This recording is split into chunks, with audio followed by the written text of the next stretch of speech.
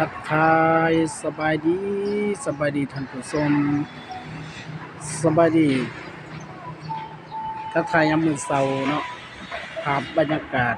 อยู่นครหลวงเวียงจันทน์หลังจากอ่า2-3 มื้อหลังนี่พี่น้องเนาะหลังจากแผ่นดินไหวก็เป็นสงบเป็นที่เรียบร้อยแล้วพี่น้องก็สิบ่เป็นหยังเลยตัวนครหลวงเวียงจันทน์นี่ก็อ่าอาจจะมีสะเทือนหน่อยหนึ่งกับบ่ฮู้แห้งปานใดคือประเทศอื่นดอกพี่น้องเนาะบ่คืออาจจะสะเทือนหน่อยหนึ่งมื้อวันที่28เนาะเดือน3 2025ได้ยินเก่า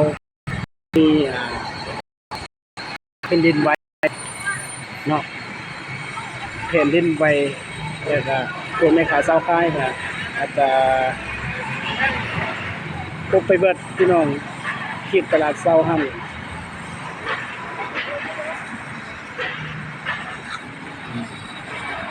นี่ก็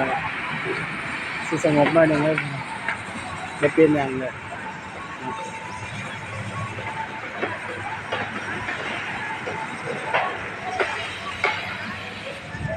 คิดมาก็คิดตายานพี่น้องเนาะแผ่นดินไหวข่าวอยู่ไทยก็โอ้เสียหายหนักแห้งพี่น้องแต่ว่าแต่ละประเทศหั่นแผ่นดินไหวครั้งนี้อาจสิรุนแรงกว่าประเทศอื่นแล้วแม่นเมียนมาพี่น้องทะลุถล่มบ่จักตึกบ่จักเรือนคนบ่จักวัดพี่น้องเป็นพวกพญาคู่พวกครูบาอาจารย์เนาะหลังออกจากวัดอยู่ประเทศพม่าอาจสิรุนแรงกว่าฮอดประเทศอื่นเนาะประเทศลาวก็อาจสิสะเทือนน้อยนึงบ่แรงดอกพี่น้องแต่ว่าเขาเจ้าบารคุณทิศสวรรค์ก็บ่ได้ฮู้ปานใดพี่น้องแต่ว่าได้ฮู้คร่าวๆตามเขารายงานว่าอยู่ตลาดเช้าก็มีสะเทือนคือกัน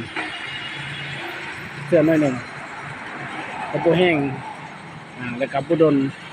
ประมาณครึ่งชั่วโมงหรือ2ชั่วโมงนี่แหละพี่น้องสิเช้ามันก็เช้าแล้วก็สิบ่มีอีกหั้นนะว่าซั่นซะสิบ่มีอีกแต่ว่าอาจสิบ่แห้งคือประเทศไทยแล้วเนาะข่าวๆกับปิตยานพี่น้องแผ่นดินแผ่นดินไหวกินข้าว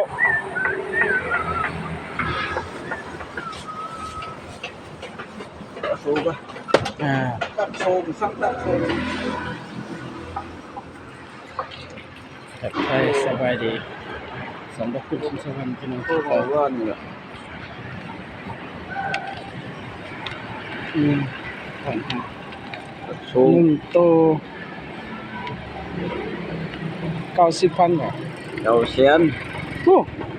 ใจเรา4 แสนยัง5 แสน ว่า ตัดส่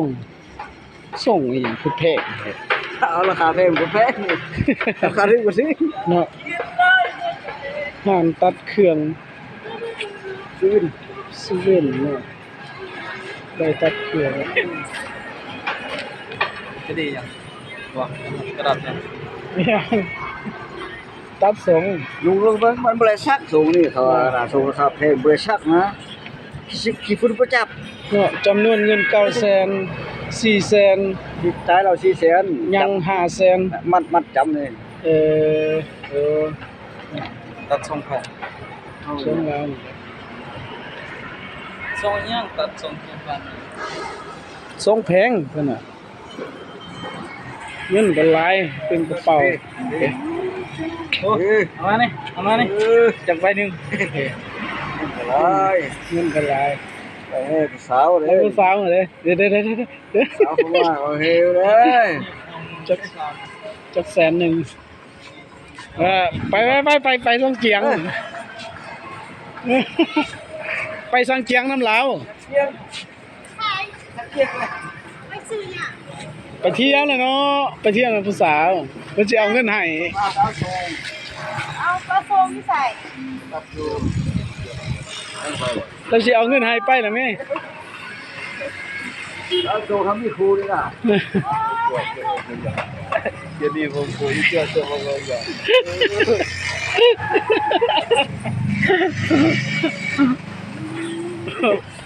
แต่หัวทุกคนโอ้ไปเอาส่งแล้วบ่นี่เออ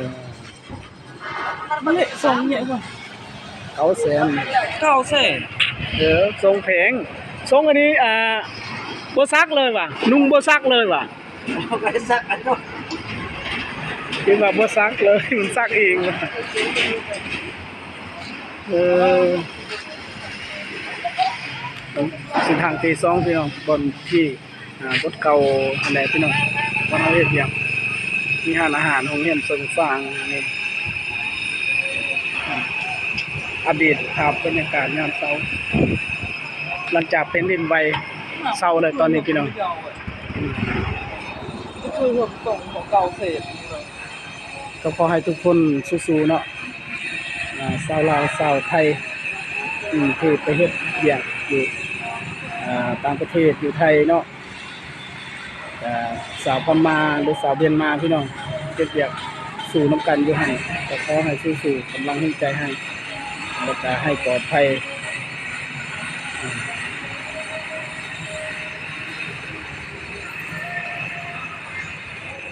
ก็ขอให้อย่าให้มีอีกพี่น้องแผ่นดินไหวโอ้ปิตาย่านได้ยินข่าวเบิ่งข่าวบาดอกคุณทิศสวรรค์กับบ่ได้ฮู้พี่น้องแต่ว่าอันเลื่อนเบิ่งเนาะเข้าไปเบิ่ง Facebook ว่าเต็มข่าวอิหยังวะคิดยังบ่ฮู้เลยชีวิตยังบ่ฮู้เพราะว่าอยู่เวียงนี่มันบ่เลยสะเทือนอีหยังปานใดมีแต่อยู่ตลาดเช้าหั่นสะเทือนเขตบาดอกคุณทิศสวรรค์อยู่นี่เขตนี้ก็บ่ได้ยินแต่ว่าพวกก่อสร้างนี่เห็นเขาเขาเจ้าแลปุ๊บมื้อวันที่28หั่นมื้อเขาว่าแผ่นดินไหวหั่นได้เห็นอยู่นี่เขาปุ๊บพี่น้องนี่พวกก่อสร้างอยู่นี่เขาพวกอยู่ถึงอยู่ชั้น7ชั้น8ชั้น9พุ่นเลยเขาปุ๊บลงมาหลังออกมาโอ้ว่าแม่นหยังเนาะเขาปุ๊บยังบ่ฮู้แต่ว่าเข้าไปเบิ่ง Facebook ก็ว่าเต็มข่าวว่าแผ่นดินไหวตึกตัวกำลังสร้างหรือว่าสร้างแล้วแต่ว่าบ่ทันได้แล้วสิประมาณนี้พี่น้องแต่ว่าสร้างตามคร่าวๆก็ว่าสร้างหลายปีแล้วสร้างเกือบ 7-8 ปีแล้วพี่น้องแต่ว่าตึกนั้นบ่ทันได้แล้วเนาะบ่ทันได้แล้วเทื่อก็เลยพวกคนงานก็ยังอยู่หั่นบางคนก็นอนอยู่เทิงเลยบางคนก็เฮ็ดกินเฮ็ดอยากอยู่เทิงหั่นแต่ว่าประมาณ1:30 นาทีนี่แหละพี่น้องและมีการพักผ่อนเฮ็ดเวียกแล้วก็พักผ่อนตอนบ่ายพี่น้องบางคนก็ยังนอนพักผ่อนอยู่เทิงบางคนก็ลงลุ่มบางคนก็ปวดท้องก็ขึ้นไปไปถ่ายอยู่เทิงหั่นแล้วก็นอนอยู่เทิงเลยพักผ่อนพี่น้องก็หลังจากมันก็เดือนเบิ่งทุกก็ลงเต็มอยู่เบิ่งข่าวเต็มเพราะว่าแผ่นดินไหวเนาะก็อาจสิสั่นสะเทือนฮอดอยู่ลาวนี่ก็บ่ได้แห้งปานใดพี่น้องเพราะว่ากรุงเทพมหานครหั่นมันติดกับประเทศพม่าก็เลยมันสะเทือนฮอดอยู่ไทยอยู่กรุงเทพหั่นหนักแฮงเพราะว่ามันติดประเทศเป็นติดกันกับประเทศเมียนมา เนาะก็เลยอาจสิสะเทือนหุ้นแฮงคือกันพี่น้องเนาะเพราะว่าคนไทยก็บางคนก็ปุ๊บลงจากตึกบ่ทันลงก็บ่ทันลงลิฟต์ก็บางคนก็ปุ๊บเลยลงเลยเนาะก็เห็นเขาทะลังออกพี่น้องก็ได้ยินข่าวก็สิประมาณนี้พี่น้องก็ขอให้สู้ๆช่วยกันเด้อพี่น้องเด้อเป็นกำลังแรงใจให้บารคุณทิศวรรณก็ขออวยพรให้อย่าให้มีอีกต่อหน้าเนาะอย่าให้มีอีกว่าแผ่นดินไหวก็ขอให้สุขภาพแข็งแรงพวกบนตึกถล่มมันก็ขอให้หลอดปลอดภัยพี่น้องอย่าให้มีจิตมีปวดแล้วก็คนผู้ใดที่เสียชีวิตก็ขอให้สู่สุคติภพภูมิที่ดีขอให้ไปอยู่สวรรค์สั้นผาคนแหละพี่น้องครับเป็นกำลังแห่งใจให้ดอกคุณถึงสวรรค์นี่ครับโอ้ย